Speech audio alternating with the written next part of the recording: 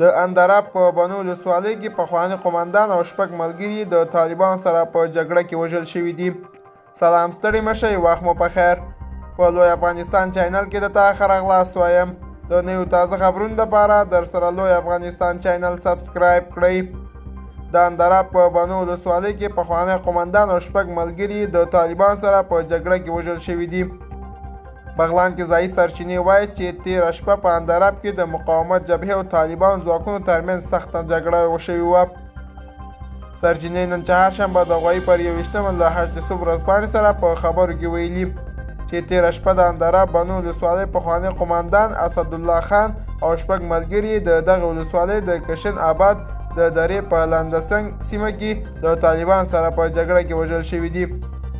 د سرچینې په خبره په دغه نښته کې طالبان ته هم مرګ ژوبله اوښتې، خو کره شمېر یې په ډاګه نه ده.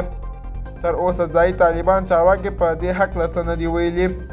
د یادونې وړ ده چې پنجشیر، تخار او بغلان کې د مقاومت جبهې او طالبان ځواکونو ترمنځ د نښتو زور اخیستی او د دواړو اړخونو ته پکې درنې مرګ ژوبلې هم اوښتې دي. دوستانو، دا زموږ د دې ساعت چمتو کلی خبر. تر بیا ښې چارې.